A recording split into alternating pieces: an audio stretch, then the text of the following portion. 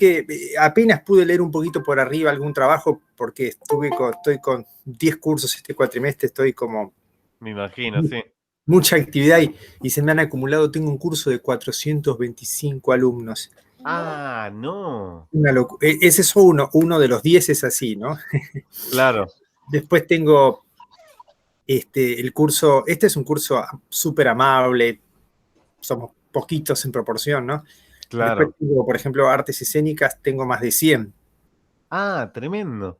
Y tengo en otras universidades todas materias distintas, doy, no sé, estéticas, teorías de arte, teorías de arquitectura, doy filosofía. Claro, hay como una cantidad de cosas para leer que es y importante. sigo mi actividad de psicólogo y demás, y bueno, y tuvimos parciales que de estos formatos que son mezclas de todo tipo, y bueno, la verdad que no di abasto, pero bueno. No.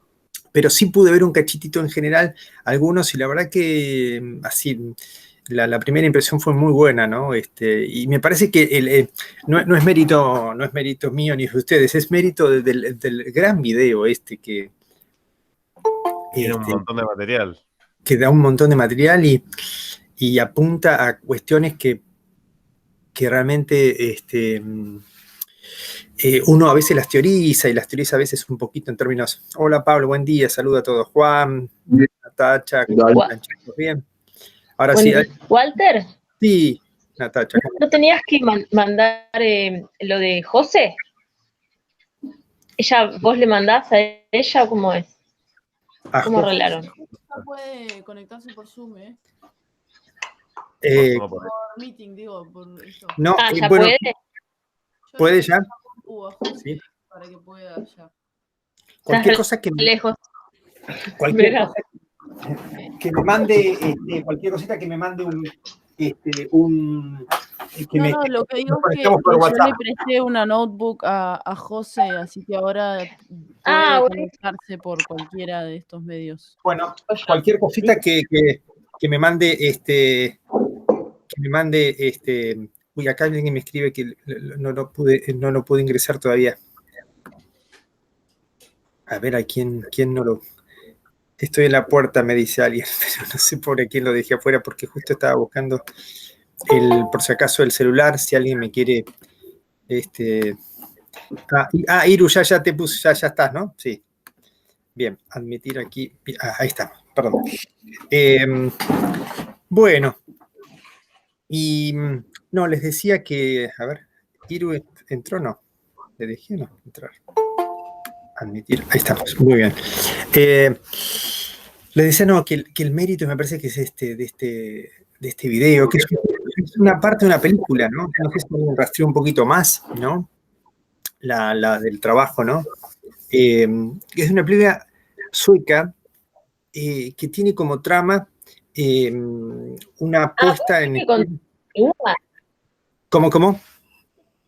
¿Continúa esto? Pensé que era un corto. No, es un fragmento de una película. Sí, yo la vi la Pero película. da para...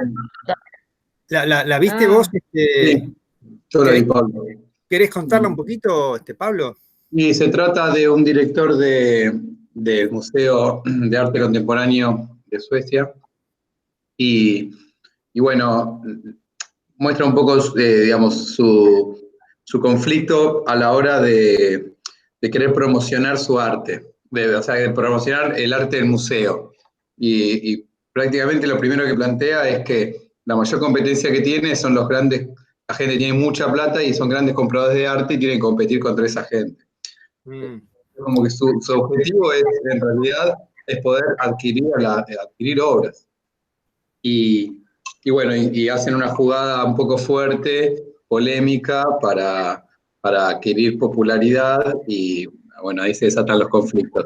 Y hay una escena donde está este actor, que también después lo busqué un poco, es el actor que protagoniza, ¿cómo se llama? El planeta de los simios. Ah, claro. Y bueno, y ahí hace una performance muy extrema en una cena de gala para juntar fondos con la gente más rica del mundo, prácticamente. Y bueno, este actor hace ese mismo personaje de simio y pero la performance parecía no tener límite, o sea, se empieza a avasallar al público, se sube a la mesa y como que empieza casi a... Bueno, no quiero contar mucho, pero bueno, ahí está, es una performance. Bueno, muy bien, digamos, desde luego que ver la película y encuadrar eso nos daría más contexto, pero me parece que así como se cierra como videoclip se puede ver y a nuestros fines funciona perfecto, ¿no? Es más, en la peli, además de la performance de él, también hay un video art. Se ve como cuando pasan por una sala del museo, se ve una proyección gigante donde parece como que estuviese esta misma performance que vimos del clip que vos mandaste, también se ve en una sala expuesta, digamos, además de la acción performática. Claro, como performance sobre performance. Claro. Sí, y después también leí, yo no vi la película, Pablo, pero la verdad que me da inquietud de ver completo y entender bien, bueno, ver dónde está encastrado este fragmento, ¿no? Está basado también en que este director del museo expone una obra de Lola Arias, ¿no? De la argentina Lola Arias, no sé si la conocen. Sí, también. Que bueno, es famosa, ¿no? No sé si la conocen, hizo una performance muy famosa sobre Malvinas con 3 excombatientes argentinos, creo, y 3 excombatientes británicos, o gente de Argentina y de Gran Bretaña. ¿Cuál? La obra de teatro. Exacto, que se hizo acá, ¿se acuerdan? No sé si cuando estaba el Centro de las Artes, ahí en Sánchez Bustamante, ahí sí. lo hizo, ¿no? Es impresionante, la pasaron hace poco también en el San Martín Abierto, ahora en el tema de la pandemia. Sí. Y además ella es socióloga y creo que la he visto entrevistando artistas y, bueno, tiene una mirada así más intelectual, reflexiva, más allá de sus obras, ¿no? O sea, es una intelectual, ¿no? Pero bueno, esas vueltas que se cruzan, ¿no? Pero, bueno, a nuestras inquietudes, ¿no? Digamos, de lo que viene siendo un poquito el hilado de nuestra materia, ¿no? Comenzamos con ese texto Constelación Estética, donde básicamente abríamos la noción de obra de arte, ¿no? Y si una psicología del arte es una psicología de la obra de arte, o una psicología del sujeto que crea, o una psicología del sujeto que recibe, ¿no? Y la verdad que ahí en esta obra está todo condensado, ¿no? O sea, uno encuentra ahí todas esas variables que además nos llevan por un mundo que es el de la relatividad total del arte en términos de lo que pasa con el creador, lo que sucede con la obra, lo que sucede con el que recibe, ¿no?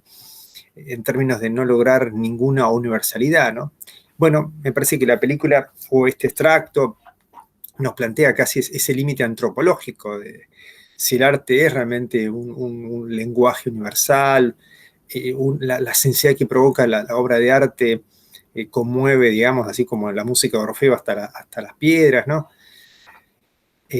Bueno, esos alcances y límites, ¿no? Si se necesitan muchas coordenadas de civilización para acceder al arte, ¿no? Se necesita mucho aprendizaje, ¿no? Como decimos, hablamos, ¿se acuerdan la otro día de la Reina de la Noche, ¿no? Entonces nos preguntamos, ¿cuánta iniciación tenés que tener a los misterios, por ejemplo, de los iniciados masones para entender, por ejemplo, los símbolos de la Reina, ¿no? de la flauta mágica?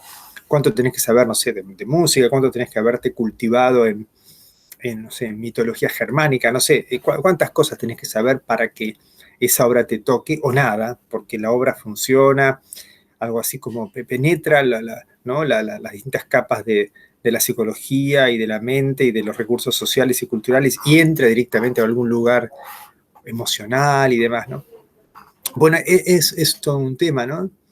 Y por otro lado, bueno, la relación que tiene la psicología con la estética, es decir, ¿qué es lo que hace que algo sea bello o no? Esa reflexión que llega recién en términos así fuertes filosóficos en el siglo XVIII, ¿no? Aunque siempre se ha planteado el problema de qué es lo bello, cómo se encarna, ¿no? Y si esa encarnación tiene un lugar privilegiado en el arte o no, porque recordemos que de tantos fenómenos que pueden no ser necesariamente artísticos que nos convocan al problema de la belleza, ¿no? Lo cual ahí aparece otra cuestión, que es la que nosotros empezamos a rastrear con las tres estéticas de Lacan. Fíjense que no son necesariamente tres teorías del arte, sino son tres estéticas. Es decir,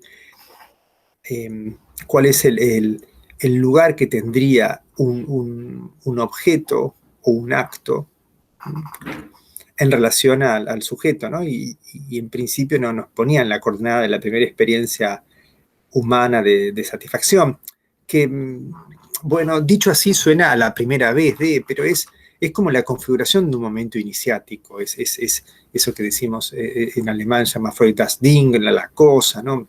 Ese encuentro que es desdibujado en el sentido que no es ningún objeto, porque no hay una intelección que pueda decir es un objeto tal, ¿no? Sucede eso, ¿no? O sea, usamos los pronombres, sucede eso, pasa tal cosa, ¿no? De hecho, usamos la palabra más genérica de todas, que es la palabra cosa, es decir, la palabra que más indeterminada, ¿no?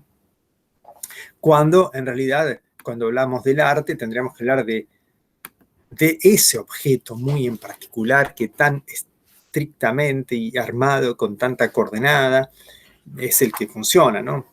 Ese que es ese y ningún otro, ¿no? Pensemos el tema por ejemplo, que en su momento eran tan importantes del original y las copias, ¿no?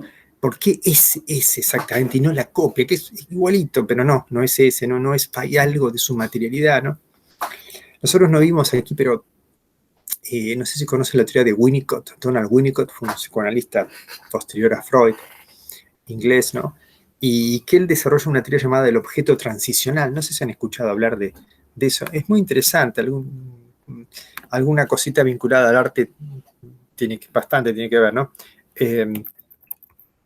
Winnicott se llama el señor y el concepto es objeto transicional. Él plantea algo interesante, ¿no? Que antes de que esa separación total sujeto-objeto que se daría, digamos, ¿no? Cuando el niño se separa de la madre y transcurre, digamos, la configuración psíquica y demás, el niño pasa por una etapa del objeto transicional que es un objeto que está a mitad de camino entre la madre y él, ¿no? ¿Vieron esas experiencias? ¿Vieron, no sé si ustedes de niños o vieron los niños que tenían siempre como una mantita, un osito que tenía como los olorcitos de la mamá y del propio bebé, ¿no? Y que lo lleva a todas partes y que es como una parte de él. Y es ese, ¿viste? Y esa mantita es un poquitito roñosa, pero no importa, es esa porque está cargada ¿no? de hasta las cosas físicas y materiales, ¿no? Y bueno, ese objeto, que no es ningún objeto en particular, pero es ese, y es a veces eso, un muñequito viejo, una telita, una mantita. A veces era bastante frecuente esto, ¿no? Y es más, se lo estimulaba para que el niño lo tuviera, ¿no? No sé si ustedes han tenido así alguna cosa así parecida. Pero ese objeto que no es todavía un objeto en particular, grande, ni valioso por nada en particular, sino es porque marca una suerte de transición de puntos medios, de encuentro, que es continuidad y ruptura entre el sujeto y el objeto, bueno, entre la madre y el niño, entre ese primer otro que cuida y que sostiene y que contiene, y el niño que se está formando en su subjetividad, en su psiquismo, ¿no? Pero ese objeto nacional que dice Winnicott, después en la vida adulta lo ocupa el arte, lo van a ocupar esas instancias, ¿no? Donde en el fondo ese objeto no es exactamente separado de sí, algo de sí está y te llega, ¿no? Y bueno, lo que pasa es que uno diría, bueno, en la vida adulta ese objeto artístico, supongamos, ¿no? Está hecho de una manera determinada, no es cualquier cosa, ¿no? No es cualquier cosa, tiene que ser esa cosa, pero al mismo tiempo un objeto muy determinado, por ejemplo, por cualidades técnicas, por ejemplo, ¿no? Por posibilidades miméticas que tenga, ¿no? Porque ese brillo del caloz aparece allí, ¿no? Bueno, todas estas preguntas nos hacemos porque efectivamente aquí vamos entre ese objeto que es único y un objeto que podría ser de todos o que justamente parecía ser que está ponderado bastante universalmente. Bueno, estos son los temas que tenemos, ¿no? Problemas que van desde el clasicismo hasta hasta las rupturas, que van desde los patrones culturales y perspectivas antropológicas hasta una subjetividad armándose en cada caso del modo que pueda ser, ¿no? Nos encontramos con objetos de arte gloriosos y nos encontramos con cajas de fósforo vacías, ¿no? ¿Se acuerdan? Hemos visto todo tipo de ejemplos, ¿no? Esas estéticas de Lacan nos permiten a nosotros plantearnos justamente es el problema de lo bello, no necesariamente encarnado en obras de arte, pueden ser en otras cosas, y tiene mucho que ver con el acto sublimatorio, desde luego, ¿no? Vimos que también tenía que ver con, ¿se acuerdan? La tercera estética, con el síntoma, es decir, con un renombrarse a sí mismo desde un lugar nuevo, pero también tiene que ver con el encuentro con el otro y tiene que ver con cómo el otro nos captura, nos mira, somos mirados y al mismo tiempo lo vemos, ¿no? ¿Se acuerdan? Esa función cuadro, ese efecto anamorfosis, ¿no? Bueno, en esas venturas y desventuras del encuentro con el otro aparece esta experiencia del arte, de lo estético, de un goce posible, esto también es importante, ¿no? Bueno, y la pregunta que nos hacíamos con el material de Freud, digamos, nos preguntamos de dónde saca el artista eso, y la verdad es que no lo sabe muy bien. Lo sabe hacer, aunque no sabría muy bien cómo explicarlo, ¿no? Porque pensemos un poquito como diría Platón, ¿no? Para hacer algo, primero hay que conocerlo. Y prácticamente lo que le preocupa a él es cómo hacer hacer el bien, ¿no? Uno no puede hacer el bien si no lo conoce previamente. Cómo hacer, por ejemplo, una ventana rectangular si no sabes que es un rectángulo, ¿no? Entonces, si no sabes primero qué es el bien, no vas a saber hacerlo. Si no sabes qué es la justicia, no vas a saber hacer leyes buenas. Este es el gran problema de Platón, ¿no? Bueno, si no sabes matemática, no vas a poder hacer objetos matemáticos, ¿no? La pregunta es, ¿y la belleza se puede hacer sin saberla? Porque vos no le reclamás primero a un artista que sepa qué es lo bello para que lo haga. Lo hace y es un saber relativamente sabido, ¿no? Es un saber, ¿no? que digamos, bueno, un matemático dice, mira, de casualidad es un rectángulo. No, sabe que es un rectángulo, sabe que los dos lados opuestos son iguales, sabe que no sé qué, si es un rectángulo, ese ángulo vale 90 grados, etc. Pero con lo bello es un problema, ¿no? Ese saber hacer es un problema. Y sabe hacer y no sabe muy bien cómo y por qué, y se encuentra muchas veces con eso. Digo, sabe lo técnico, sí, podés explicar técnicamente muchas cuestiones, ¿no? Pero con eso sabemos que no estamos explicando el arte. O sea, no sé, supongamos que un ejercicio musicológico sobre una obra y demás no explica la experiencia estética, ¿no? Explicará muchos detalles históricos, como recién Pablo nos comentaba, por ejemplo, esta película, ¿no? Y detalles técnicos, y buscó quién era el actor, y cuenta el entramado, y nos habla de las peripecias de este dueño del museo, etc. Bueno, pero eso no hace a la obra, a la experiencia estética. Hace a toda a una especie de comprensión de la técnica, ¿no? O de cierto aspecto, ¿no? Bueno, esta cuestión misteriosa que es la que comienza Freud, ¿no? Es decir, bueno, le preguntamos al artista, ¿de dónde saca todo eso? Y la verdad que la respuesta no la tenemos que esperar como razón última y razón transmisible para que otros puedan aprenderlo, ¿no?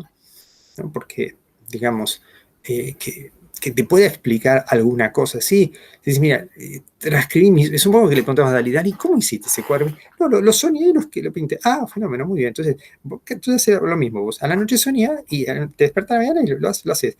Y no funciona siempre así, ¿no? ¿No? Imagínense que, ¿no? ¿Cómo te inspira? Y me inspiro a la mañana, tengo una técnica, a la mañana me levanto y lo primero que pienso lo hago. Bueno, y ¿no? La primera idea que se me ocurre, hago un poema.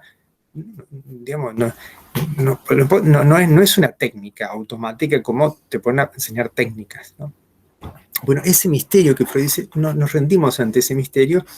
¿Qué podemos explicar? Bueno, vamos a explicar lo que nos sucede. ¿Y qué nos sucede? Bueno, nos sucede algo que lo rastreamos en la experiencia del niño y el juego, ¿no? Algo que sabemos que no es real, pero nos tomamos muy en serio. Y nos tomamos muy en serio porque hay un goce posible, pero también un juicio posible.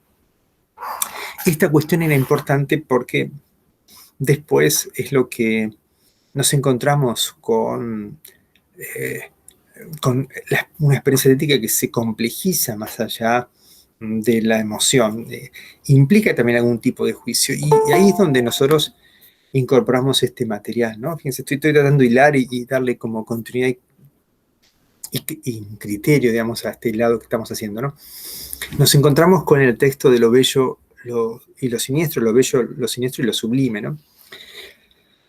En donde ahí aparece nuevamente la noción de un velo, ¿no? Un velo que es en varios sentidos, ¿no? Un velo donde justamente esta paradójica situación donde lo bello no es antesala de algo grandioso, algo más maravilloso, un portal hacia una dimensión maravillosa, sino justamente algo que nos permita transitar una humanidad que tiene muchas cosas que no son humanas, terribles. Hola, Nico, buen día. Y bueno, ¿qué hacemos con eso? ¿No? Entonces, ese qué hacer con eso, ¿no? Ese resistir a eso, ese velo que resiste, ¿no? Bueno, eso es lo bello, justamente, una situación paradójica, ambivalente, pero de una potencia muy particular, ¿no? Lo bello como un velo ante el terror, ante lo horrible. Y si eso retorna, ¿qué es? Pues no era lo siniestro. Entonces, tan cerquita lo bello y lo siniestro, ¿no? En tantos lugares lo vemos, ¿no? Y Kant, que es el autor que nos acompaña que usa Eugenio Trías para hablar de lo sublime, ¿no? Va a incorporar este concepto de que en la experiencia estética no hay solamente una experiencia emocional, sea esta una emoción de lo bello o una emoción, digámoslo así, más intensa en lo sublime. Hay también un juicio. Esta idea también muy importante de que nuestras facultades en general se incorporan en la experiencia estética, no es solamente una experiencia de una emoción, de un sentimiento, ¿no? Recordemos la palabra aistesis, que tiene que ver con estímulo sensorial, con percepción, ¿no? Creo que llegamos a decir, ¿no? El otro día, podemos plantearnos al menos 5 facultades humanas funcionando en esa experiencia estética, ¿no? Uno, desde luego, la aistesis, la percepción. Otra, la sensación, la sensibilidad. Nosotros en español tenemos la palabra sensibilidad que parece ir en 2 direcciones. Una, la dirección de percepción, aistesis, percepción, pero por otro lado tenemos la palabra sensibilidad en el sentido de lo sensible, de los sentidos, ¿no? Bueno, quizá usamos la palabra afecto o el registro de las pasiones, las emociones, los sentimientos para ese lado, ¿no? Entonces tenemos la sensibilidad por un lado en términos de percepción y el mundo de los afectos, ¿no? Afectos que van, ¿no? Hasta el goce posible, como decíamos, de la sublimación. El juicio, es decir, el entendimiento, la razón, siempre que una obra de arte que funciona nos llama y nos pregunta, bueno, ¿por qué? Nos pide un juicio, el juicio estético. Y hay una interesante pregunta que se hace Kant, ¿no? ¿Nos gusta porque hicimos un juicio estético o porque nos gustó, hacemos un juicio estético y decimos, ¿no? Por ejemplo, le preguntamos a Pablo, ¿te gustó la obra? Y sí, me gustó, pero, no sé, o sí, me encantó, ¿no? Etcétera, tal o cual cosa, ¿no? Siempre hay un juicio detrás, ¿no? ¿Y qué es un juicio? Bueno, un juicio es una reunión de conceptos, dice Kant, ¿no? Unimos 2 conceptos, ¿no? Por ejemplo, en un juicio decimos, no sé, tenemos el concepto rojo y el concepto manzana. Decimos la manzana es roja o la manzana no es roja. Afirmamos o negamos algo. Bueno, en el caso del juicio estético, afirmamos o negamos la sensación estética, ¿no? Afirmamos o negamos nuestro gusto estético. Pero hay algo más que el gusto, porque no solamente revela, digamos, nuestra sensación. No. Kant se pregunta, ¿y si no es al revés? Porque hicimos el juicio estético, después viene el agrado, ¿no? Como invirtiendo un poco la relación en el juicio, es decir, tal vez va primero el juicio y después la sensación, ¿no? Primero una especie de configuración del entendimiento y después la emoción. Bueno, esta inversión a veces del orden, ¿no? Algo nos gusta y después lo justificamos. No hay una fórmula para eso. Como... A ver, Vera, sí, decir, compartir. Y que hay ciertas, por ejemplo, no sé, yo pienso en mi caso, no sé, la música académica, que la disfruto hasta cierto punto y muchas veces la disfruto aún más cuando la entendí o cuando la toqué o cuando tuve algún tipo de profundidad de esto que estás llamando entendimiento, juicio. Y hay otras músicas que las disfruto más sin entenderlas, digamos, y sin buscar entenderlas. Como Muy que hay bien. distintos caminos Sí. para quizás el mismo disfrute o parecido, digamos, para que pase algo con esa música, me puede pasar de distintas formas. A veces si algo no lo entiendo, no me llama la atención o no lo disfruto. Exacto, bueno, muy bien, pero efectivamente porque a veces nos pasa, digamos, ¿quién va primero? Va primero una comprensión, un entendimiento, un juicio, ¿no? Por ejemplo, del conocimiento de los recursos técnicos, por ejemplo, ¿no? O del proceso histórico, ¿no? Entonces, supongamos que cuando, no sé, invento, pero digo, lo pongo como un caso, ¿no? Supongo que uno no conoce mucho de Mozart, nada, y sabe que no sé, estuvo entre los masones, pero intentó revelar para el gran pueblo, digamos, al gran público o al pueblo común o al pueblo o a los no iniciados en la masonería, los misterios masones que están todos ahí presentes en la flauta mágica, ¿no? Y que los masones lo pusieron ahí en la mira porque cómo mostrar eso, que es solamente para iniciados, ¿no? Y por qué para la gran gente. Y cuando, por ahí nosotros no sabemos, pero Mozart quiso hacer una música más bien popular, entre comillas, ¿no? O sea, no porque sea fácil de escuchar, no porque sea sencilla, sino porque realmente tenía un interés que se convierta en algo que no sea solamente de una elite, ¿no? Y bueno, y entrando por estos lugares y estudiando un poquito los misterios, ¿no? Los misterios iniciados, y por ahí te empieza a gustar la música, ¿no? Y claro, pero necesitabas este contexto, necesitabas esta iniciación, supongo, histórica, no hablamos nada de música, hablamos simplemente acá, simplemente de cuestión de conocer de qué se trata, ¿no? Más aún cuando, no sé, las cuestiones técnicas propiamente dichas, ¿no? Que por ahí para un público más general eso es más difícil de entender, ¿no? Pero a veces puede ser que el juicio la teoría del entendimiento, de la comprensión, de una organización de ciertas causas, es la que termina haciendo un buen abono para que nuestra sensación, nuestra emoción, nuestro goce allí aparezca, ¿no? Y entendemos un poquito de qué se trata, ¿no? Y eso nos habilita el juicio, ¿no? Porque no están tan divorciadas las facultades. Esto es lo que un poquito nos quiere decir Kant y lo que un poquito después nos dice Freud. ¿Quién va primero? ¿Cómo es que funciona eso, no? ¿Y cómo es que funciona esa cosa tan rara que a la voz de Platón, ¿no? Porque uno se hace algo bueno y no sabe que es el bien, es muy raro que le salga. Es como si se te rompe un vidrio rectangular en tu casa y vos llamás al vidriero y le decís que te traiga un vidrio rectangular. Si el vidriero no sabe que es un rectángulo, te trae cualquier cosa. De casualidad sale el vidrio que necesitas, ¿no? Bueno, imagínate una ley justa, ¿no? Ahora, bueno, con la belleza tenemos un problema, porque no tenemos muy en claro exactamente, y si lo tuviéramos en claro tampoco tenemos garantía, o sea, no tenemos garantía de que sabiendo qué es lo bello, suceda lo bello, ¿no? O sea, tenemos garantía de que la música de tonalidad menor va a generar necesariamente lo triste, un sentimiento, o sea, apagado, melancólico, y el mayor, naturalmente, bueno, suponemos eso, pero es de una eficacia absoluta, es de una claridad total.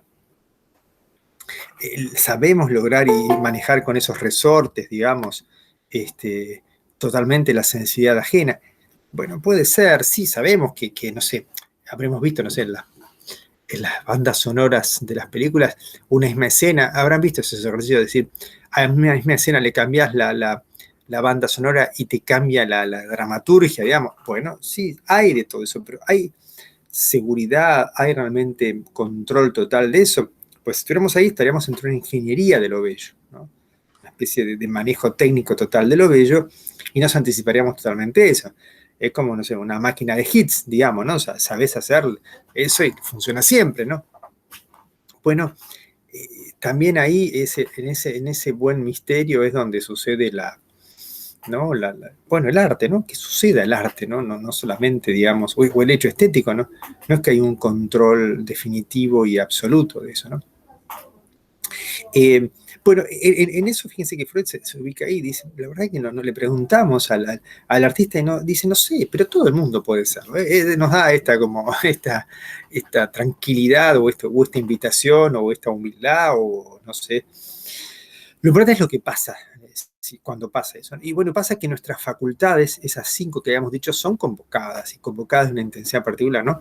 Saben que los estudios neurológicos, ¿cuál es la actividad que más despliega estímulos en el cerebro y que lo hace trabajar en forma más completa al cerebro? ¿No? ¿Saben cuál es esa actividad, no?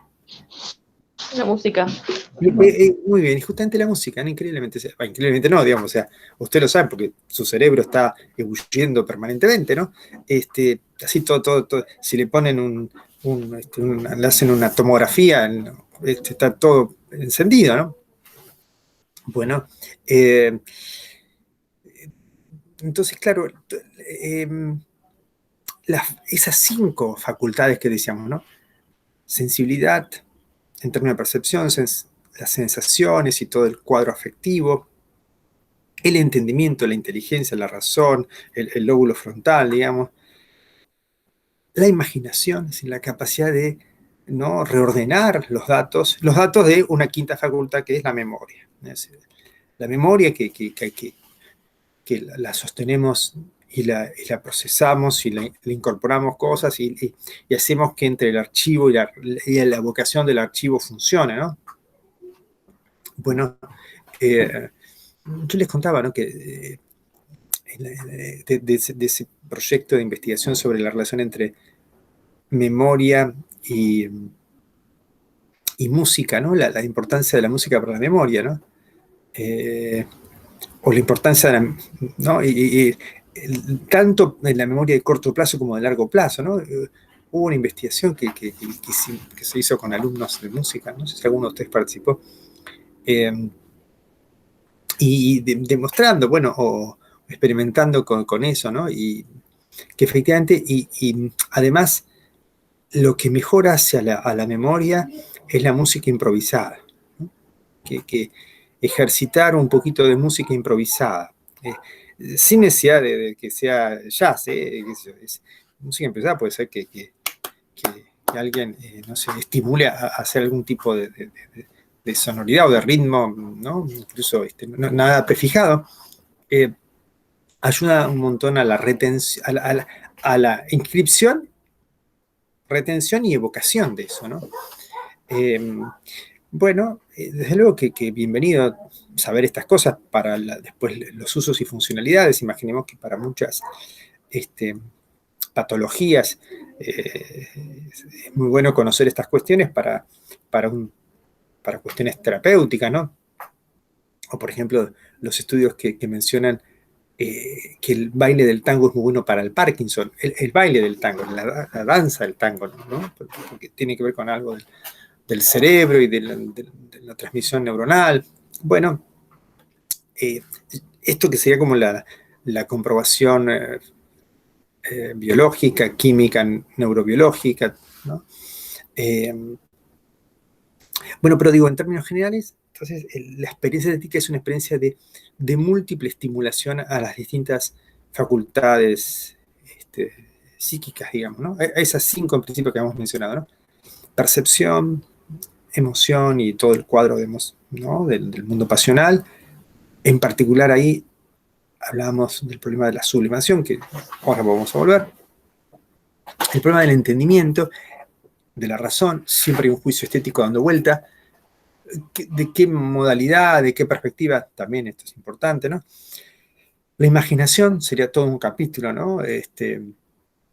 Estudiarlo, ¿no? Para este curso no incorporé nada, pero es un tema muy importante, ¿no? Trabajar la imaginación. Nosotros lo único que trabajamos es una variante mínima, que es la noción de fantasía, fantaseo, que no es exactamente imaginación, porque nosotros hemos puesto acá la fantasía como esa fantasía, digamos, como estructural y originaria, tiene que ver con el vínculo con la cosa, ¿no? Nunca es un vínculo real, es un vínculo, o sea, real en el sentido psicoanalítico, no necesariamente real en el sentido del realismo empírico, digamos, ¿no? Es a través de una fantasía, mediado por una fantasía, ¿no? Porque después de todo ese objeto, recuperarlo como tal es imposible, ¿no? Por lo tanto, solo se recupera en un orden de fantasía, ¿no? Pero eso no es lo mismo que la imaginación. La imaginación es la facultad de recrear vínculos posibles, ¿no? Recrear articulaciones posibles, ¿no? La imaginación desconecta los datos de la memoria, entre comillas, y los aúna de un modo particular, ¿no?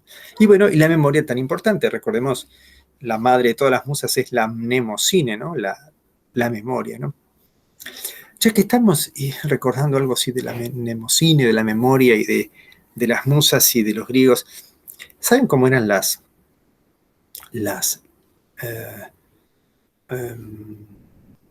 sirenas para los griegos? ¿Cómo eran físicamente? ¿Cómo eran ellas? Su formato, en sus características, ¿saben cómo eran o no? No. Por ejemplo, ¿eran lindas o no?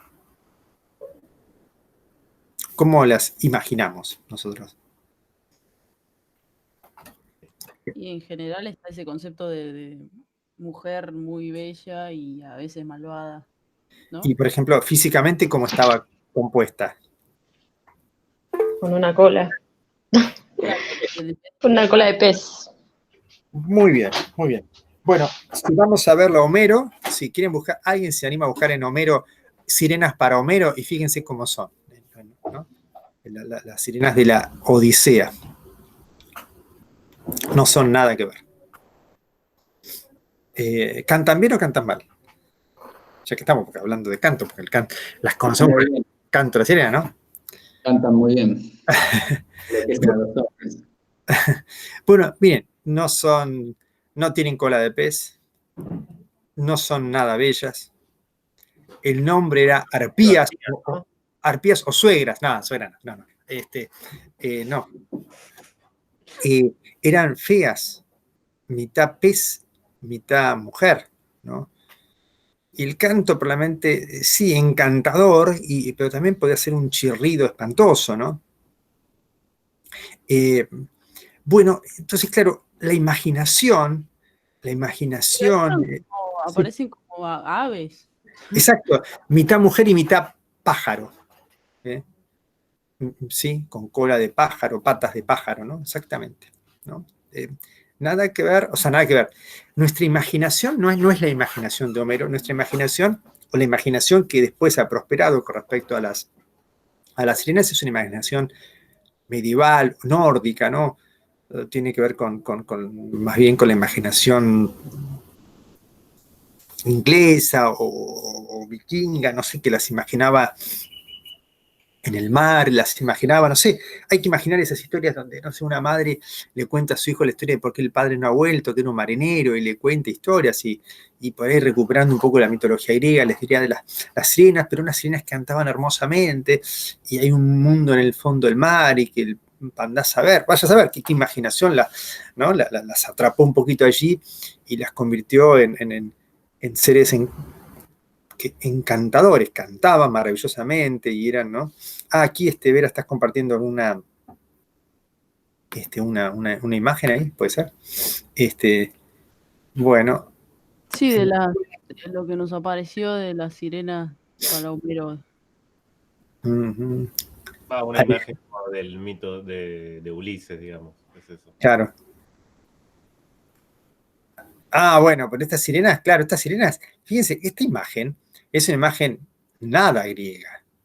No, te llevó a otra imagen. Está más abajo, me parece, la imagen. Claro, sí. La otra es la famosa, esta imagen griega, claro. La segunda, claro. Claro, la segunda imagen de Ulises ahí. Ahí se ve fíjense que es una imagen de. Además, en la ¿Puedes compartir pantalla, Walter? ¿Puedes compartir pantalla? Ahí voy, ahí les comparto. Ahora les comparto. ¿Ven, chicos? Sí, ¿no? Fíjense, ¿no? Bueno, nos corremos un poquito, pero no tanto de la imaginación, ¿no? Esta es la imaginación de, miren las sirenas, ¿no? Las sirenas terribles que se comen, se devoran a los soldados. Y acá lo vemos a Ulises que se ató al al mástil queriendo escucharlas, ¿no? Y las sirenas que cantan, y es como un abaniquito acá, no sé, que nada que ver, o sea, ya le saca no tienen ni piernas de pez, ni nada, ¿no?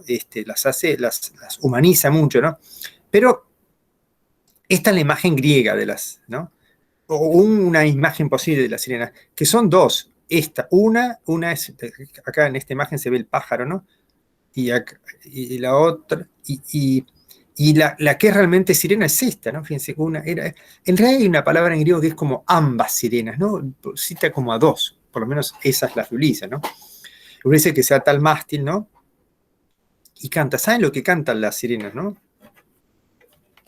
Cantan las verdades de lo que realmente pasó en la guerra de Troya, ¿no? Esto que nadie quiere escuchar, ¿no? Ese horror, que además paradójicamente es todo lo que se cuenta en la Ilíada de Odisea, ¿no? Se cuenta la guerra de Troya, pero pasaron cosas tan terribles que nadie las quiere escuchar después, pero sin embargo se cuentan tantas veces, ¿no? Bueno, estas sirenas que son espantosas, ¿no? Son arpías, tienen varios nombres, ¿no? No sé si dicen. Ah, bueno, ¿qué le canta la sirena? Bueno, pero la imaginación las ha hecho de todo tipo, ¿no? O sea, ¿no? Las ha hecho mucho más hermosas hasta la sirenita que ni siquiera canta, ¿no? O sea, ha perdido hasta la voz, ¿no? Es terrible, ¿no? El destino de la sirena, ¿no? Pero esta imagen que supongo que debe ser siglo XVII, ¿no? No sé, esta imagen, este cuadro de quién es, ¿no? Pero es posterior, ¿no? Bueno, y claro, ese canto que Ulises quiere escuchar y nadie se anima a escuchar, ¿no? Porque es terrible, cuando canta las sirenas, los hombres, los marinos se arrojan al mar y pierden la razón, ¿no? Pierden la razón, ¿no? Te canta la sirena y pierdes la razón, ¿no? Bueno, ahí volví. Bueno, digo esto simplemente como un pequeño ejercicio, de la imaginación y de la recreación, ¿no? Pero bueno, todos nuestros sentidos son convocados en la experiencia artística, ¿no? De distintas maneras, ¿no? Y eso me parece que lo que enriquece, ¿no?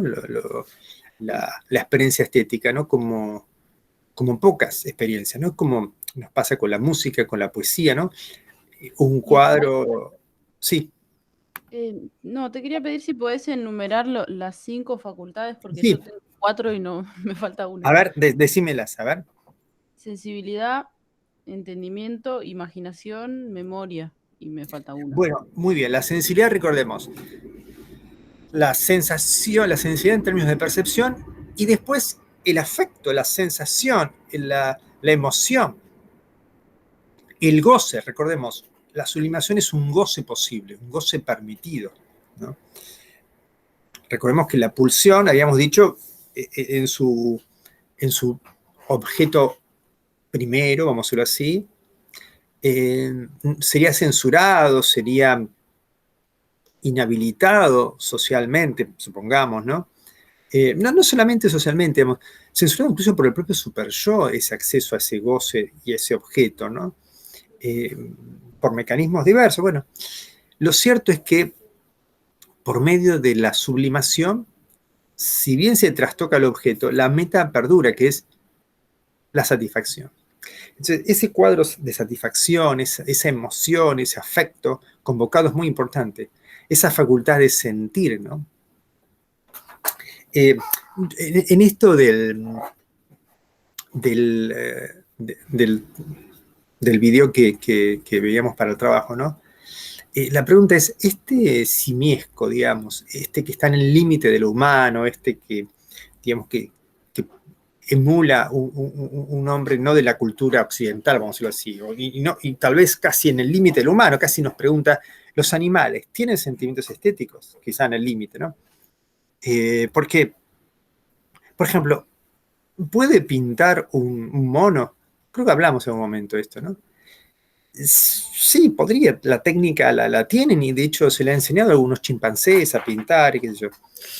Lo que no tiene es emoción estética, entre comillas. No se queda mirando el cuadro, así como contamos en la historia de Kandinsky con su propio cuadro, ¿no? no experimenta estéticamente. O sea, podría llegar a ser algo así como contamos, ¿vieron? ¿Se acuerdan? El primer algoritmo que hace un cuadro, ¿no? O la primera computadora, ¿no? Que hace también obra, ¿no? A ver, bueno, entonces, esa sensibilidad es muy importante del afecto, ¿no? Del afecto, porque podría llegar un animal, una computadora, a hacer arte, entre comillas, pero no a sentir arte, ¿no? Entonces, percepción o sensibilidad o estesis, sensación, afecto. Después tenemos el entendimiento, que permite el juicio estético, ¿no? Sin la razón, sin el entendimiento, sin una convocatoria del por qué. Ahora, después volveremos a hablar un poquito de lo que nos decía Kant al respecto, ¿no? La imaginación y la memoria. Tal vez, por así decirlo, tenemos que decir memoria e imaginación, porque la imaginación trabaja con la memoria, desglosa la memoria, intercala elementos en la memoria. Entonces, vos siempre viste una manzana roja, pero te podés imaginar una manzana azul. Y sí, viste el cielo azul, le sacaste el azul al cielo, le sacaste el rojo a la manzana, le pusiste, ¿no? Tu imaginación jugó con datos sensibles, ¿no? Desarticuló, ¿no? Los datos de la memoria y permite nuevos juegos, ¿no?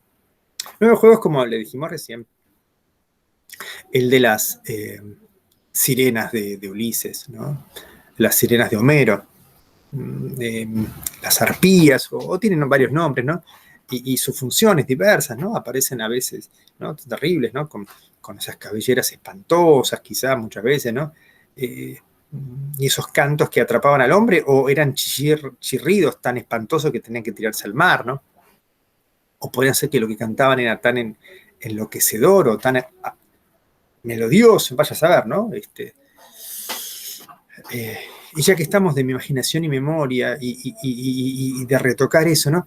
No sé si han visto la película de los años 50, creo que era el actor Kirk Douglas, que hacía de Ulises. Y él cuenta en qué cantaba las sirenas, ¿no? Muy malvadas, muy malvadas. Las sirenas, en realidad, cuando cantan, le hacen cantar a Penélope y al hijo, a Telémaco, ¿no? Le dicen, papá, ¿por qué no volvés? Te estoy esperando, ¿no? Y a la mujer le dice, te espero acá tantos años, ¿no? Y esto lo desespera Ulises, porque lo que más quiere es volver a su hogar, ¿no? Terrible, ¿no? Que cante eso, ¿no? Que cante la tristeza y la ignorancia. Bueno, desde luego que eso no lo dice Homero, ¿no? Pero la imaginación de Hollywood, y no me parece tan mal, más que eso, no me parece mal, no sé, importa. Digamos, recrea algo que tiene que ver con la historia y con Ulises, pero en vez de hacer pie en la saga, la historia, hace pie en el personaje, ¿no? Y en su emoción. Bueno, ¿es falso o no? Bueno, es la imaginación que como tantas veces tienen permisos, ¿no? Permisos para rearmar algo y ver si funciona, ¿no? Entonces estas facultades que son las que, 5 que citaba aquí como para decir que todas estas están estimuladas en la experiencia estética y están a veces trasnochadas en la experiencia estética, como decíamos antes, ¿no? Es el afecto, la emoción la que llama al entendimiento para que diga, bueno, decime por qué, ¿no? Como este reclamo que le hace el cardenal al artista, decime, ¿de dónde sacaste? Explícame cómo lo hiciste, ¿no? En el texto El creador literario del fantaseo. O es al revés.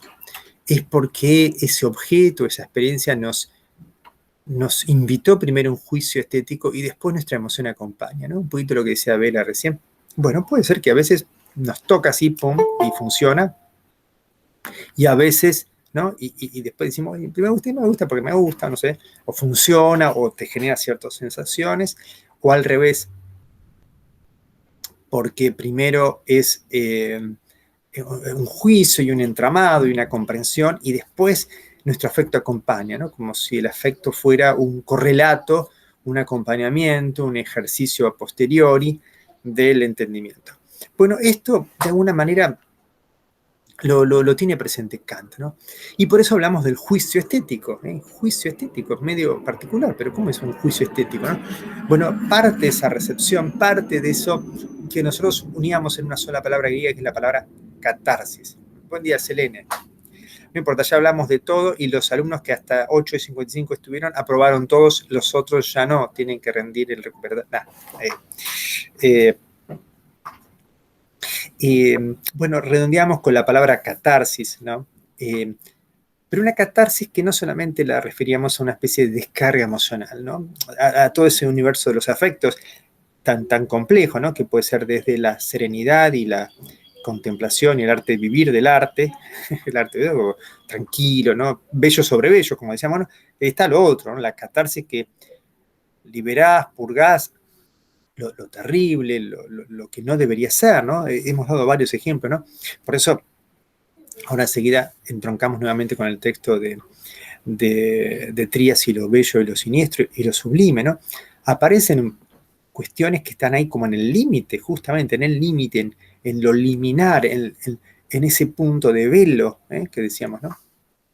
Y decíamos justamente revelar, jugamos un poquito con este velo, velar, y un guión y un prefijo, ¿no?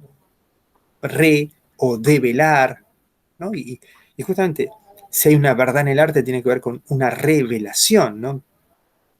Con algo que aparece allí, de ningún otro modo aparece allí, ¿no? Porque ¿no? A veces no alcanza con decir las cosas, hay que decirlas de una determinada manera, ¿no? Hay que armarlas de una determinada manera para que funcionen y para que eso se revele, ¿no? Este es otro misterio, el misterio de la mímesis también, ¿no? O sea, ¿qué se revela allí? Entonces, esta catarsis, volviendo entonces a lo emocional, al goce posible, ¿no? Es un goce que invita a un juicio, implica un juicio, ¿no? En ese polo receptor habría esas dos cosas, al menos, ¿no? La catarsis en términos emocionales, pero también la catarsis en términos de un juicio, de un aprendizaje, ¿no? Y muchas veces, y esta por ahí tal vez tiene que ver con un poquito con eso que Sócrates llama la mayéutica, no sé si conocieron ese término mayéutica, ¿no? La aplicación de Sócrates sobre la tarea de la filosofía, ¿no? La tarea del aprendizaje, dar a luz, ¿no? Dar a luz, ilustrar, iluminar, ¿no? Él decía, mi madre era partera y yo también ayudo a dar a luz a otro, pero claro, ¿cómo ayudas a dar a luz? Bueno, primero exponiendo o ayudando al otro a exponerlo a sus límites, ¿no? Y después, una vez que él aprende eso, ¿no? Bueno, el arte también tiene eso, ¿no? También te ayuda a dar a luz, a revelar algo. Pero bueno, en vez de hacerlo como hace Sócrates, con preguntas que lo llevan a uno a cuestionarse, ¿no? Y a no descubrir algo, ¿no? Bueno, y después de eso sale, no sé si han conocido un poquito estos ejemplos de Sócrates, que podríamos aplicar al arte también de alguna manera y a la experiencia del aprendizaje del arte, ¿no? Y tal vez sirva para ilustrar un poquito esto, algún ejemplo que les dé sobre esto, y después volvemos al texto de Trías y recuperamos un poquito lo que hablamos de lo sublime, y vamos a compartir después el tema con Freud también. Y creo que nos va a dar un muy buen panorama de toda esta perspectiva que estamos dando, ¿no? Pero seguramente han vivido estas experiencias mayéuticas, esta experiencia de la luz, y el arte muy vinculado a esa experiencia, ¿no? Que de luego para Sócrates tiene que ver con la sabiduría, ¿no? Los enemigos de Sócrates son unos señores llamados sofistas, ¿no? Los sofistas, a diferencia de los filósofos, sofista es el que se cree que tiene el saber, ¿no? Aquel que tiene un saber técnico. El filósofo es el que ama el saber, pero no lo cree tener, ¿no? Entonces, bueno, hubo un oráculo, el oráculo de Delfos, ¿saben? El oráculo era donde justamente los dioses revelaban algunos datos, algunas verdades, pero siempre era de un modo enigmático, de un modo no directo. De hecho, esa revelación era una revelación detrás de un velo, ¿no? O sea, del velo del enigma, digamos, donde no fácilmente se demostraba que era, ¿no? Entonces, había un oráculo en la ciudad de Delfos donde el dios Apolo, justamente el dios del sol, hablaba, ¿no? Y una vez le preguntan quién era el hombre más sabio en Grecia. Y el oráculo dice, bueno, no hay hombre más sabio en Grecia que Sócrates. Y dicen, Sócrates, mira lo que dijo el oráculo, dijo que vos eres el hombre más sabio de Grecia. Y Sócrates dice, upa, qué raro, porque yo la verdad, ¿no? Y acá la famosa frase, la frase más famosa de la historia de la filosofía, que probablemente no haya dicho así Sócrates, pero bueno, quedó la frase, ¿no? Que es, yo solo sé que no sé nada, ¿no? Habrán escuchado esa frase, bueno. Sin embargo, dice Sócrates, si el Dios lo dice, por algo será, no creo que sea así, tampoco lo puedo desmentir, porque lo dice el Dios, pero es raro. Quiero entender qué quiere decir, ¿no? Quisiera entender. Sí, sin duda, soy el que más ama el saber. Si me preguntan, ¿quién ama más el saber? ¿Quién está más cerca de la sabiduría en el sentido, por lo menos, de amarla? Filosofía es eso, amar, desear el saber, soy yo. Ahora bien, había señores que decían que no amaban el saber, que lo tenían directamente. Esos señores eran los sofistas, ¿no? Y Sócrates decide ir a indagarlos a ellos, ¿no? Y bueno, les pregunta, supongamos, si vos querés saber qué es la valentía, ¿a quién le preguntás? Y bueno, dice Sócrates, le pregunto a quién, bueno, a un abogado, a un herrero, ¿a quién le pregunto? A un soldado. ¿Y quién mejor? ¿Un soldado raso? ¿Un capitán o un general? Entonces, bueno, el soldado raso es el que va cuerpo a cuerpo, batalla ahí, ¿viste? El capitán fue soldado y tuvo que, digamos, ahora dirigir un pequeño grupito, ¿no? El general fue soldado raso, dirigió un grupito y ahora dirige todo el ejército. Imagino que la valentía debe tener distintas aristas, le voy a preguntar al general. Entonces le pregunto a un general, en un famoso diálogo de Sócrates llamado Laques. Justamente el diálogo en donde va a dialogar con este general Laques, que era supuestamente él el que más sabría qué es la valentía. Después, en otro diálogo, le va a preguntar a un señor llamado Hipias, qué es la belleza. Hipias es un artista, le preguntás. Y en otro diálogo le quieres preguntar qué es la justicia y le preguntás supuestamente a un legislador. Lo cierto es que le va a preguntar a cada uno de ellos y se va a encontrar con algo muy particular, que es justamente este tema, el problema de lo particular y de lo universal. Cuando le pregunta a cada uno de ellos, se encuentra con respuestas escasas, cortas. Bueno, y entonces le pregunta, ya que estamos a Laques, después le voy a decir que dice, cuando le pregunta a Hipias, que era un artista, que es lo bello. Bueno, y Laques le dice, mira, la valentía es lo siguiente, un soldado siempre avanza, nunca retrocede, no teme morir. Eso es ser valiente. Un cobarde es el que retrocede. Bueno, muy bien, Sócrates lo escucha y dice, qué lindo, qué interesante lo que decís, pero te hago una preguntita. ¿Puede ser valiente también una madre que tiene enfermo a su hijo y hace todo lo posible por curarlo? ¿Es valiente cada persona que a la mañana se levanta y tiene que empezar su vida y transcurrirla? Y la que dice, mira, supongo que sí, la verdad, yo no sé, yo te puedo decir lo que es ser un soldado. Fíjense que acá es interesante, Sócrates quiere saber el universal, no el particular. Él sabe el particular de él, ¿no? Pensemos que todo esto va a implicarse después en lo que llamamos el juicio estético. Es decir, ¿vos qué querés saber? ¿Solo una cosa o lo que sucede para todos lados, ¿no? Bueno, esta es la inquietud de Sócrates. Sócrates no quiere tener un saber de una sola cosa, quiere tener el saber universal. Esto es muy importante, ¿no? Pensemos que en el arte va a estar este gran problema, ¿no? El particular y el universal, ¿no? ¿Habría posibilidades en el arte de lo universal o es solo particular, es solo relativo? Porque a Hipias, cuando le preguntan qué es lo bello, Hipias le dice, la belleza es una mujer bella. Y Sócrates dice, qué bien, qué interesante. Ahora que es joven. Y de grande, cuando sea viejita, también va a ser bella. Y perdón, y una flor, y una música, etcétera. ¿Se entiende, no? ¿Cómo puede ser un solo caso? Con todo, Sócrates le pregunta, Laques, tengo una preguntita. ¿Te acuerdas de esa famosa batalla de los griegos? No me acuerdo bien cuál era, si eran las Termópilas, donde los griegos tienen que enfrentarse a los persas, no sé, no supongamos, ¿no? Que eran muchos más, ¿no? Y dice, sí, claro, Laques, ¿cómo no me acordar? Dice, Laques fue una batalla gloriosa, los griegos. ¿Y te acuerdas cómo fue?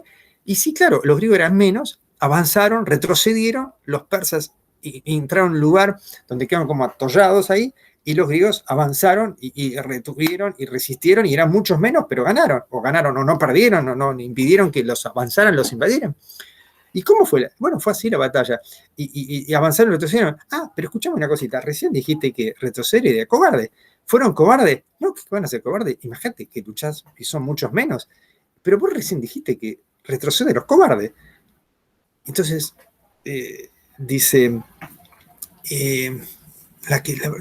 sé lo que estoy diciendo, discúlpame, me estás haciendo quedar como un tonto delante de todo. Sí, no sé muy bien qué es la valentía. Bueno, la que tiene todas las condecoraciones, ¿no? Bueno, esto es un poquito el mismo problema que tiene Freud, ¿no? Le preguntás a un artista qué es lo bello y no sabe muy bien qué es. ¿De dónde lo saca? No sabe muy bien. dice cantan las musas, no canto yo, recordemos. Con ese verso comienza Homero la Ilíada, ¿no? Canta, oh musa, la cólera de Aquiles. No sé bien de dónde viene. Bájame vos esos datos. Yo sé tocar la guitarra, yo sé hacer versos, yo sé, digamos, la rima y la métrica. No sabría muy bien qué. Eso necesito que vos me inspire, ¿no? Después usamos la palabra inspiración, Freud usa las fantasías inconscientes, pero bueno, algo que la conciencia no sabe, algo que está al margen de, ¿no? Entonces Sócrates advierte esto, ¿no? Que Laques no sabe, pero si Laques asume ese momento primero, es decir, ese momento de que sabe, pero una parte, no todo, y que él creía que sabía y ahora se da cuenta que sabe poco, ese momento que Sócrates lo llama refutación, o se llama refutación, o sea, te sentís refutado, te sentís como interpelado, te sentís como disminuido en tu saber, ¿no? Fíjense cuán importante esto es para el arte, ¿no? El arte de algún modo te expone a un límite de vos mismo, a un no saber, pero, ¿qué te promete? Te promete que después algo puede salir a la luz, algo puede abrirse, ¿no? Creo que todos tenemos alguna experiencia así en la vida y creo que la experiencia del arte tiene que ver con eso, ¿no? Y van a ver que tiene que ver mucho con la experiencia entonces de lo sublime que después nos presenta, que ya habíamos hablado la semana pasada, pero ahora lo vamos a repasar, que presenta Kant, que nos reseña acá Eugenio Trías, ¿no? Pero creo que todos tenemos una experiencia así. Yo les comparto, con un poquitito de vergüenza, pero les comparto una experiencia mía. A mí también me interesaba la música, ¿no? Y yo de adolescente tenía un grupito, ¿no? Tocaba un poquito el piano, ¿no? Un poquito el piano, la guitarra, ¿no? Hacíamos canciones, esto hace 30 y pico años, ¿no? Y hacíamos covers, ¿no? Entonces le dije a los chicos, muchachos, tenemos que tratar de profesionalizarnos, tenemos que, ¿no? Vamos a estudiar, hay que estudiar, no cabe otra. Yo voy a dar ejemplo, voy a estudiar piano. Entonces, bueno, y al baterista dice, vos tenés que ir a estudiar, al bajista, bueno. Y entonces, bueno, voy a hablar con el profesor de piano, digo, mire, toco el piano, así, viste, que es un chico, ¿no? Y hacemos canciones, pero hacemos canciones de otros, pero bueno, quisiera tomar unas clases para empezar a trabajar un poquito mejor, ¿no? Y empezar a componer canciones. Dale, comenté mi plan, ¿no? Mi proyecto, fíjate. Y le digo, bueno, esto me gustaría tomar. Bueno, esa es mi idea, ¿no? Bueno, muy bien. El profesor me dice, bueno, el toque. Bueno, me senté en el piano y le pregunté qué le gustaría que toque. Lo que quiera, me dice.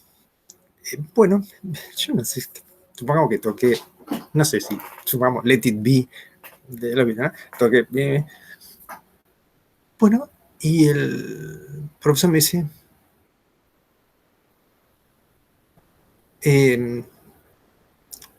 yo le puedo enseñar a tocar el piano. Bueno, yo le dije, bueno, que mi idea, le revolví a hablar de mi idea, le conté que yo ya era músico, que tenía una banda, que íbamos a tomar una clase para, bueno, poder hacer nuestras propias canciones. El profesor me dijo, le puedo enseñar a tocar el piano. Bueno, no contesté nada, me paré, se sentó él. Bueno, y tocó Liszt, Chopin, y terminó con Rachmaninoff, ¿no? Habrán sido, no sé, 15 minutos, no sé cuánto habrá sido. La verdad, nunca en mi vida había escuchado eso, ¿no? O sea, tendría 17 años, yo, qué sé yo. La verdad, por primera vez creo que escuchaba esas cosas. O sea, escuchaba, qué sé yo, habría escuchado alguna vez. Bueno, sí, me sentí un poquito refutado, un poquito bastante, ¿no?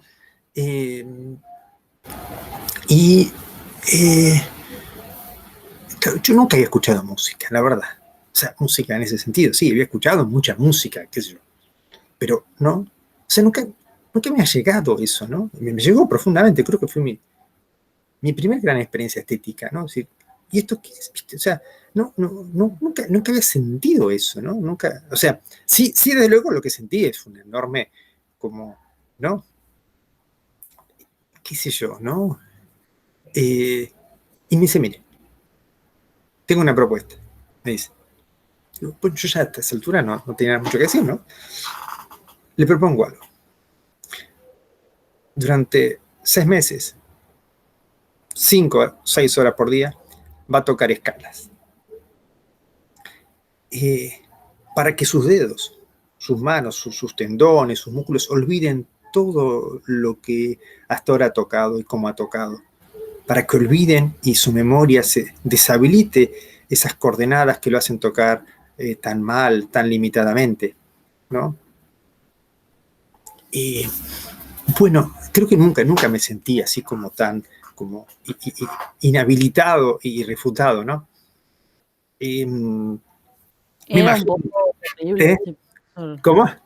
Que era un poco terrible ese profesor, en mi opinión. Bueno, Pedagogía -10. pedagogía 0 bajo 0, ¿no? Pero siempre me quedó esta anécdota. Desde luego, nunca aprendí a tocar el piano, ¿no? Desde luego, si era eso, ¿no? Claro, ese fue el resultado, digamos. Si tuviera que llegar al segundo momento no es la refutación, sino la mayéutica, al dar a luz el propio recorrido, ¿no? La propia, o sea, ¿no? Pero bueno, aprendí esa refutación, digamos, lo que uno cree que sabe y no sabe, ¿no? Y bueno, el tema es que un buen maestro, yo la verdad que no lo pude hacer buen maestro a él, porque el buen maestro es aquel que te acompaña en un proceso que vos descubras algo. El maestro no es el que te da lo que él tiene, el que habilita a que en vos aparezcan esas cualidades, ¿no? Porque Sócrates dice, la mayéutica no es que la partera le da a luz el hijo que ella tiene a la mujer, no, que le ayuda a la mujer a dar a luz su propio hijo, ¿no? Entonces, eso es, ¿no? Entonces, el maestro que te da su técnica no te hace músico, te hace técnico, digamos, ¿no? Bueno, pero sin la técnica, qué sé yo, tampoco sale, ¿no? Bueno, lo cierto es que la refutación puede ser que sea una especie de... seguro que es un golpe a tu narcisismo y a tu ego y a lo que vos creés que sos o quién sos, ¿no? A lo que crees que sabés, ¿no? Y te limita, te refuta, como parecido un poquito a Laques en el medio del ágora, donde él es un gran general, y resulta que no sabe nada de la valentía, sabe que la valentía es que un soldado vaya adelante y no tema morir, pero puede ser un loco ese, no un soldado, ¿no? Y muchos soldados tienen que saber en el momento adecuado estrategias y a veces se ataca y a veces no, y hay soldados que atacan y otros que retroceden. Bueno, no es tan automático, ¿no? Es como si dijera, ¿qué es una silla? Es una cosa de 4 patas de madera, y puede haber de 3 patas, y puede haber de metal, y puede haber, no sé, de acrílico, y puede haber rebatibles, y puede haber otras que estén fijadas al piso con un soporte. Bueno, porque vos querés, y este es el gran tema filosófico de Sócrates, pero va a impactar sobre nosotros un poquito, que es la búsqueda del universal, no un solo caso, ¿no? Porque yo tocaba más o menos Let It Be, ¿se entiende, no? Un poquito, qué sé yo, como tantísimo, ¿no? Pero que la música suceda en vos, ¿se entiende, no? Porque, ¿qué es la refutación? Que te das cuenta que lo que vos sabés es muy poquito, que lo que vos sabés es muy limitado. Y te sentís refutado cuando vos empezás a abrir tus límites y empezás a experimentar otras cosas, ¿no? La gran pregunta es si vos después adquirís un saber nuevo. No solamente refutaste lo que sabías o no sabías, si realmente amplificas. Independientemente de que uno pueda adquirir un saber nuevo, no quiere decir que antes no sucedía la música en uno. O sea, la música sucede independientemente del saber. Quizás suceda a medida que uno se perfecciona en el saber, sucedan diferentes músicas o sucedan experiencias estéticas con diferentes músicas, pero no quiere decir que cuando uno toca 2 acordes no está sucediendo todo eso. Sí, bueno, desde luego que sucede y sucede a un cierto nivel y está sucediendo, ¿no? La pregunta es las posibilidades nuevas. El tema es no quedar encerrado en los circuitos habituales, ¿no? En salir de los propios convencimientos que terminan siendo cierto corset, digamos. aunque puede ser que ese sea tu estilo, ese es tu mundo y es tu aldea y la pintás y ya está bien, ¿no? Pero, bueno, tener la oportunidad de mirar a otro lado, tener la oportunidad de amplificar, ¿no? Porque una cosa de madera de 4 patas puede ser también una mesa, ¿no? Una silla, ¿no? También ver ese otro mundo y ver qué otras posibilidades, ¿no? Digamos, lo interesante es que después uno lo pueda elegir esos 2 acordes siempre en tu vida. Pero mejor es elegirlo que solamente haber conocido eso, ¿no? Entonces, claro, eso es lo importante, lo interesante, ¿no? Es como si te dijera, mira, mi instrumento es el piano. Bueno, y te acercaste a conocer un violín, a una flauta, no sé, a otras formas, no sé, a otras formas de canalizar eso, o lo lejito te tocó, o nada más que eso. Bueno, seguramente si experimentaste otras cosas, si encontraste los alcances y límites, también vas a encontrar, tal vez, ¿no? Nuevas posibilidades de expresividad, ¿no? Lo cierto es que entonces acá tenemos un problema de si nos quedamos en la relatividad de un saber, más allá de que ahí suceda eso, porque efectivamente no deja de ser una silla, una cosa de 4 patas de madera, también eso es una silla, también esos 2 acordes de música, también ahí expresa un mundo, probablemente, pero lo que está tratando de buscar aquí Sócrates en este caso es lo universal, porque puede ser que el vidrio que vos necesitas sea de 1,20 por 80. Ese vidrio en esa ventana en tu casa, pero rectángulos hay otras posibilidades y probablemente haya otras ventanas que necesiten otras medidas, ¿no? Bueno, en ese caso particular necesitas eso, en otros casos por ahí necesitas otras cosas. Este es un poquito el gran problema, ¿no? El problema del particular universal. Aspiraría Sócrates a un universal. Digo esto ¿por qué? Porque en el juicio estético, dice Kant, tu juicio es subjetivo y universal. ¿Se acuerdan que hemos dado esta fórmula tan particular, no? Subjetivo te pasa a vos, con esos 2 acordes, pero ¿cuál es la aspiración? La universalidad. No estás queriendo decir, dice Kant, que esto te pasa solamente a vos. Este juicio reclama universalidad, no objetividad, universalidad. Es decir, ¿no? Claro, yo en ese momento, aunque no aprendí a tocar el piano, pude reconocer un poco mundos que no conocía. Pude poner en un lugar distinto lo poquito de música que yo sabía, incluso mi apreciación estética y mis prejuicios elitistas sobre cierta música que andás a ver un chico de 7 años. ¿Qué es Liszt? ¿Qué sé yo? Un campeón de semifusas y semicorcheas, ¿no? O sea, no era música, no sé, no, qué sé yo. Bueno, también esa posibilidad de amplificar tu horizonte, ¿no? Amplificar tu cualidad. Y ahí encontramos estas facultades abiertas, ¿entiendes, no? Abrís tu entendimiento, tu sensibilidad, tu imaginación, desde luego, te desborda. Yo en ese momento viajé a 1855, ¿no? Y te imaginas esos salones donde tocaban esos músicos, lo iban a escuchar, ¿no? No sé, viaja tu imaginación, ¿no? O dónde te transportan esas músicas, ¿no? Claro, Bueno, la cuestión sería que uno no crea que solo con esas músicas puedes ampliar tu entendimiento y tu sensibilidad, porque también podría haber sido que toque un tema de Radiohead o de cualquier otro grupo o lo que fuera, y también sería ampliar tu entendimiento. Incluso si hubiera tocado el payaso Plin Plin, nunca lo hubieras escuchado antes. O sea, no necesitas ser la música de culto para que esas cualidades aparezcan. Y no necesitas ser un gran virtuoso o un gran genio para ser artista o para ser músico. Por lo menos eso es lo que yo pienso, digamos. Sí, di el ejemplo. El ejemplo que yo les comentaba es el ejemplo, digamos que el ejemplo académico, entre comillas, ¿no? Pero también está el ejemplo inverso, seguramente, ¿no? O sea, de aquel que...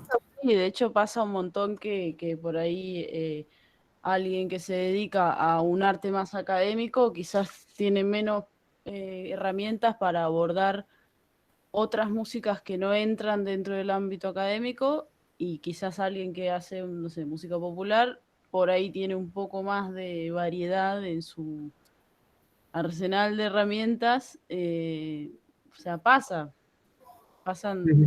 cosas, todos los ejemplos, pero ninguno es más que otro, digamos, ninguno tiene más facultades que otro. No, sin duda que por eso digo, el territorio este es el territorio más complejo, porque uno podría decir, como dijera, mira, ¿qué es un cuadrado? Bueno, esta mesa es un cuadrado, por ejemplo.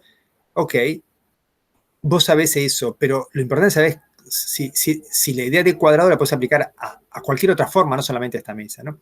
En matemática eso es fácil, pero ese es un poquito el molde que la teoría tiene, es decir, el modelo de capturar un universal aplicable a todos los casos. En el arte tenemos estos problemas, que es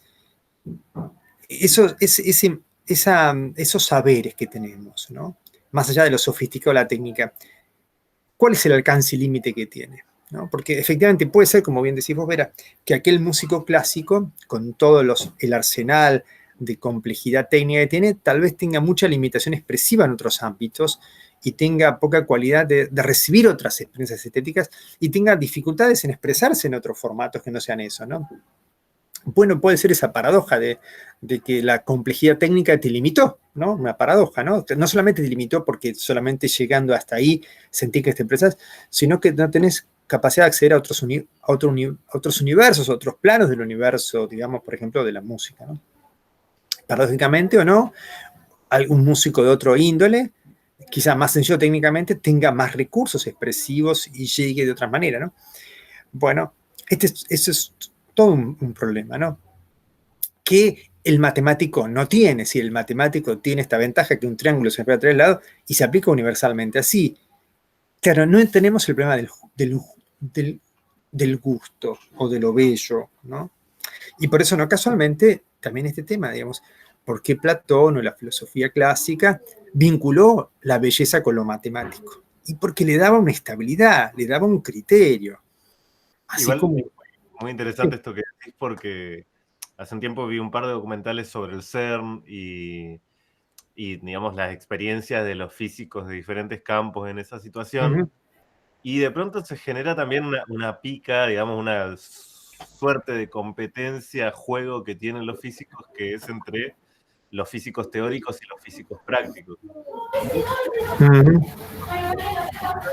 Diferentes campos, digamos, como que de pronto el físico teórico piensa que, digamos, una teoría perfecta es hasta bella, y el físico práctico ve en un experimento no necesariamente exitoso, pero sí también ve belleza en eso. Y habla de belleza, no lo disfrazan de otra cosa, no lo visten diferente. Sí, y yo imagino que debe haber sido un momento muy cercano a la sublimación y a la belleza y demás, cuando Einstein descubre que la energía, o puede establecer que la energía es igual a la masa por la velocidad de luz al cuadrado, ¿no? Tan bello como poder experimentar la velocidad de la luz de un electrón, digamos, ¿no? De las partículas subatómicas tratando de colisionar, ¿no? En este colisionador de partículas, ¿no? Es decir, bueno, hay belleza ahí en esas experiencias, probablemente, ¿no? Sí, de hecho, muchas veces estas teorías así, dice que se las imaginaron como antes de tener de poder comprobar nada, se lo imaginaron como arte, digamos, así. Bueno, y después fueron comprobando, ¿no? Claro, muy bien, Ailén. Sí. No, que de eso que dice Ailén, mirábamos unos documentales de este centro de investigación que ahora yo no me acuerdo cómo se llama. El CERN, ¿no? Es un centro de investigación que está ahí en la frontera de Francia y Suiza, ¿no? Claro, bueno, y ahí creo que era el director un personaje muy importante hablaba de las investigaciones que se han hecho en los últimos años, estos avances de las cosas que pudieron hacer gracias al acelerador de partículas y varios avances más teóricos que quizás la gente piensa que no son con alcance práctico, y hablaba directamente como de la diosa y que a la diosa, cuando le gustaba, cuando una teoría lograba ser muy bella, entonces decidía que esa valía la pena y que así sea, como que primero está la teoría que alguien puede llegar a pensar, y si esa teoría logra ser muy bella, entonces él la llamaba la diosa, o la naturaleza, o quien sea, decide que así sea porque esa teoría vale la pena, digamos. O sea, era muy curiosa la visión de un físico hablando de esa manera. Y bueno, es que sí. Dicen como que decían de Einstein que tocaba el violín y era como un momento meditativo para imaginarse cosas. De hecho, Balseiro tiene la posibilidad de estudiar música, tienen una banda de bronces, porque consideran ese área muy importante. Sí, bueno, habría muchísimas cosas acá para compartir realmente, ¿no? Bueno, mi suegro es físico nuclear, así que conozco mucho esos mundos, ¿no? Y conozco muchos físicos y demás, ¿no?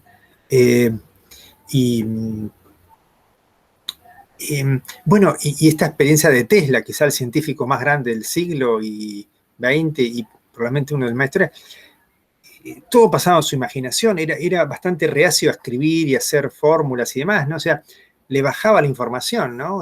Medio raro eso, ¿no? O sea, era mucho más veloz la imaginación que como decir, que el entendimiento en el sentido racional, parece que le bajaba esa información, ¿no? Incluso así, casi místicamente, ¿no? Y uno puede decir que en muchos casos apareció así de golpe, ¿no? Como una especie de eureka o de abducción, ¿no?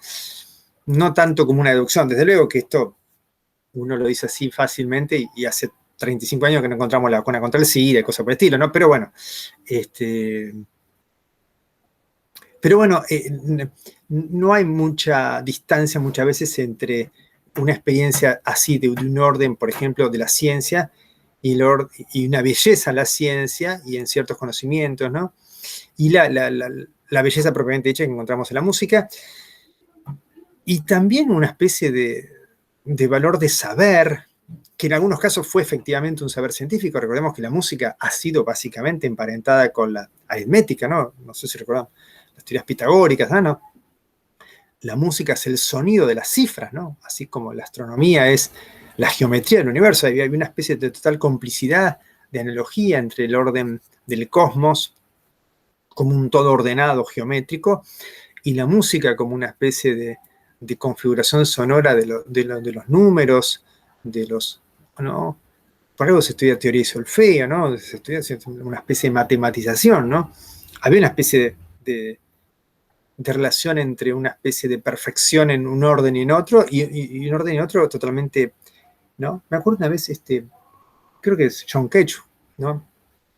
Que un día puso un pentagrama traslúcido en una ventana y le puso notas a las estrellas, ¿no? Y hizo una composición, ¿no? Como debe haber otra vez, tiene que haber alguna relación entre eso, no puede no salir algo bello ahí, ¿no? Tiene que haber algo, ¿no? De mezcla de esos ámbitos, ¿no? Tiene que haber una música del cielo, ¿no? Se ha hablado tanto de esto, ¿no?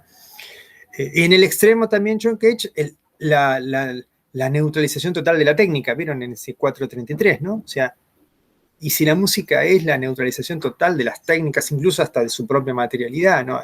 Otra cuestión, ¿no? Pero sí, al momento mayéutico, al momento de dar a luz, al momento de una especie de revelación, eso es el momento mayéutico que dice Sócrates, ¿no? Parecido al momento catártico, es justamente, lo llama catarsis ese momento, o sea, el momento de liberación, pero esa liberación de la ignorancia también es una especie de apertura a un saber, ¿no? Y bueno, la experiencia del arte tiene que ver con eso, ¿no? En algo vos estás liberándote de un saber parcial, limitado, te abrís un saber más amplio, ¿no? En el arte también hay una experiencia de ese orden, ¿no? No solamente emocional, es también de un saber. ¿Es un saber técnico? ¿Aprendiste técnicamente algo? Quizá no, pero hay un saber, ¿no? No es el arte una experiencia solamente emocional. Esto es lo que nos quiere decir el juicio estético también, ¿no? Así como no es meramente intelectual, el saber lo acompaña una especie de revelación, una especie de apertura, una especie de grado emocional, ¿no? De descubrimiento. Tiene que haber un goce especial, y es un goce vinculado a una especie de belleza, esto que decían, ¿no? De estos investigadores, estos científicos, ¿no? Deben haber visto la belleza del universo allí, ¿no? Y a los científicos les ha gustado siempre la belleza de la complejidad y la belleza de lo simple, ¿no? Digamos, ¿por qué nos sorprende tanto y nos fascina tanto que Einstein descubra que la forma del universo es eso, ¿no? E es igual a m por c al cuadrado. Toda esa complejidad del universo reducida a una fórmula, ¿no? No es muy increíble, ¿no? Llegar a ese código genético del universo, a esta especie de verdad última o primera, ¿no? Esa fascinación por llegar a ese punto, ¿no? Bueno, hay ¿no? Se mezcla allí una especie de sensación estética, en el sentido de parecida a la artística, ¿no? Parecida a una revelación también, cercana a un saber, implica un saber, implica una emoción, ¿no?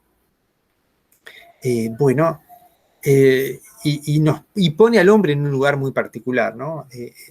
Y esta es un poco la gran pregunta que en el fondo se está haciendo Kant y es la que nos convoca nuevamente y la hemos visto. Entonces, ahí, ¿se acuerdan esos 5 pasos de lo sublime, ¿no? Para el sentimiento de lo sublime, ¿no? Donde claramente está en juego el entendimiento, ¿se acuerdan, no? Primero te sentís un poquito de nada, ¿no? En el cosmos, ¿no? O sea, estos aceleradores de partículas te ponen ante, ¿y qué somos nosotros, no? ¿Qué somos frente al universo, a la vida del universo, a los millones de años del universo? ¿Qué será de la experiencia humana? No sé si se acuerdan, ¿vieron la película Inteligencia Artificial? La película esa de Steven Spielberg, de que la especie humana desaparece y queda solamente, no, quedan restos de la especie humana y queda, bueno, la historia de un niño, un robotito que lo programaron para que sea un niño y que piense que tiene familia y que quiere tener una mamá y demás. No sé si la vieron la película esa, ¿no? ¿Qué es? Inteligencia artificial, ¿no? Inteligencia Artificial, sí. Y bueno, y este robotito, ¿no? El actor de cierto sentido, este chiquito así. Bueno, claro, vienen los extraterrestres, ¿no? Todo esto contado por Spielberg, ¿no? Que sabe recrear muy bien ese espíritu de la infancia, de la visión de la infancia de un adulto, digámoslo así, ¿no? Y bueno, y vienen las especies extraterrestres y lo reactivan este muñequito humanoide, ¿no? Y este niñito quiere estar con su mamá, ¿no? Y bueno, le logran clonar a la mamá, a esa mujer que era humana, pero el robotito creía que era su mamá, ¿no? Y bueno, y muestran esa experiencia humana y dicen, bueno, los seres humanos fueron una especie tan frágil en el fondo, ¿no? Y bueno, y termina la película, bueno, perdón, le spoileé todo, pero no importa, y bueno... Ya la vimos, Walter, viejo. Perdón, la vieron, entonces la recuerdo. Bueno, y claro, es esto, ¿y qué somos la especie humana? Y una especie que va a desaparecer, tan chiquito, somos algo en un reducto del universo, que habrá durado un poquito, ¿no? Y cuando vengan otras especies, otra forma de inteligencia, y vean la especie humana, y qué sé yo, se creían, pero no eran nada, ¿no? Y eso, ¿no? Bueno, ahora, ante esa situación tan poquito, tan patética, tan chiquita, tan nada, bueno, ¿qué es la experiencia de lo sublime? Bueno, en primer lugar, darte cuenta de eso, o sea, darte cuenta de ese anonadamiento, ese ser nada, ¿no? Que cuenta allí, ¿no? Pero ante ese sentimiento de angustia, ¿no? Te recuperas con la idea de que vos por lo menos tenés la idea de infinito, de que tu entendimiento te ofrece alguna idea para capturar eso, que no está divorciado el entendimiento y el afecto, este afecto que te inunda, que te angustia cuando te das cuenta que ¿qué sos? Son nada, ¿viste? Esa sensación muy rara, que después va a terminar en esta especie de ambivalencia de una especie de goce ante poder capturar ese infinito, porque al menos decís, al menos sé el infinito, al menos sé que esas estrellas hace millones de años aparecieron, pero siguen viajando. No es bellísimo, no es rarísimo eso, no es un argumento maravilloso, es que las estrellas desaparecieron hace millones de años, pero siguen viajando, ¿no es una cosa increíble, no? Bueno, ¿no? Te agarra una especie de sentimiento cuando advertís eso, ¿no? Pero no deja de ser un juicio intelectual, pero no es un juicio intelectual solamente intelectual, desprovisto, ¿no? Anestesiado anestesia, ¿no? Anestesis, ¿no? De no sentir nada, ¿no? De no haber ninguna estímulo, ¿no? No, eso estimula y te estimula tu imaginación y estimula tus sentidos y tus sensaciones, ¿no? Bueno, y esa recuperación, finalmente, que se produce porque el entendimiento también aparece allí, ¿no? Que la experiencia estética no está divorciada de un entendimiento, de un juicio. Bueno, un juicio que subjetivo, pero universal. Como diciendo, mira, cuando ves el cielo estrellado, no me digas que vos no lo sentís. ¿Entiendes? ¿No? Es una sensación como diciendo, vos también, escuchame. Mira, yo te hago escuchar, mira, te sentás acá, te hago escuchar a Rachmaninoff, te hago escuchar a los guachiturros y vas a ver que funciona. Bueno, no sé si los guachiturros funcionan, disculpen, por ahí sí funciona también, no lo sé. Nunca los escuché de Borrosa. Pero alguien te dice que funciona, ¿y por qué no? O solamente funciona con alguno u otro, ¿no? Y claro, pero algunas cosas necesitas que te instruyan un poquito, ¿no? Porque si a vos te dicen, es igual a m por c cuadrado, emocionate hasta la lágrima, y si no, qué sé yo, no tengo ni idea, no sé qué me está diciendo, ¿no? Pero claro, cuando entraste un poquito, cuando te generaste una serie de problemáticas, cuando hiciste ciertos procesos, cuando hiciste cierta instrucción mayéutica, y llegás, pero también necesitas una cierta instrucción, necesitas el encuentro con un maestro. Es eso, ¿no? Un maestro que te abre las puertas y también te muestra tus limitaciones, porque eso también, las dos cosas te vas a encontrar, ¿no? Te vas a encontrar refutado y vas a encontrar ciertas puertas, ¿no? Pero al principio, lo primero que vas a saber es dónde estás vos. ¿Dónde estás vos? ¿Dónde estás ubicado? ¿Quién sos vos? Una buena experiencia estética te pregunta esas cosas, ¿no? Claro, ¿y cómo te preguntás esas cosas? ¿Dónde estás vos? Y bueno, porque la experiencia estética te confronta con un mecanismo psíquico que es la identificación. Vos te identificás allí, vos te ubicaste ahí. Y vos te ubicaste en un lugar que es sos y no sos ese. En ese lugar está abierto y vedado para vos. Abierto y velado para vos. Este doble juego es el que nos provoca la experiencia estética, ¿no? No necesitamos ser eso para vivir eso. Y no somos eso, pero lo podemos vivir. En este doble juego, ¿no? No somos el héroe, pero podemos vivir como él. Y no padecemos las desgracias de él, porque somos espectadores solamente. Este doble juego es el juego que nos permite el arte y nos permite elaborar muchas cosas. Y por eso todas esas facultades están presentes, ¿no? Bueno, chicos, ¿les parece hacer un poquitito de recreo? Y después me gustaría, sí, ir al texto a la parte de lo siniestro, la parte que va a trabajar sobre Freud, ¿no? Pero quería hoy, hice todo este rastreo para reencontrarnos entonces con el tema de la sublimación y lo sublime, acá lo sublime, es aquello que rompió la escala humana, nos encontramos con algo que el velo normal de lo bello no alcanza. Hace falta algo más, entre comillas, ¿no? La experiencia estética no puede ser solamente una experiencia de un bello agradable, ¿no? Es algo más. Por eso entonces esta frase con las cuales comienza, ¿no? El texto Eugenio Trías, ¿no? De lo bello es el límite de lo terrible que no podemos soportar, esa frase de Rilke, ¿no? Que vamos a vincular con la otra frase, ¿no? La de Schelling, que dice, lo siniestro es aquello que, debiendo permanecer oculto, sea revelado. Y esta revelación es la revelación de lo terrible, ¿no? Bueno, por eso, como decían Vera, decías vos, ¿no? Digamos que cuando un científico parece haber revelado algo, debe sentir un estremecimiento parecido a la experiencia sublime, ¿no? O sea, una experiencia así. Y esto que se nos ha revelado, que estaba oculto, ¿no? Y ahora aparece, ¿no? Es increíble, ¿no? Y que el hombre lo pueda saber, ¿no? Es increíble, ¿no? Bueno, esto intentó Mozart en la flauta mágica, entre comillas, ¿no? Que estos saberes no sean revelados solamente para algunos iniciados, que sea un saber para cualquiera, ¿no? Para cualquiera, sea más accesible. Siempre hay una iniciación, este es el tema, ¿no? Siempre hay una iniciación, siempre hay una especie de ceremonial, siempre hay una especie de instrucción, siempre tenés contacto con un maestro de alguna manera, ¿no? Bueno, ese maestro que es un habilitador simbólico para que esa experiencia suceda en vos, ¿no? Bueno, chicos, ¿les parece? Entonces hacemos un poquito de recreo, volvemos en 15 minutitos, ¿puede ser? Y continuamos con esa parte, ¿está bien? Perfecto, dale. Bueno, chicos, detengo un poquito la grabación, no corto, pero detengo la grabación para que no nos quede todo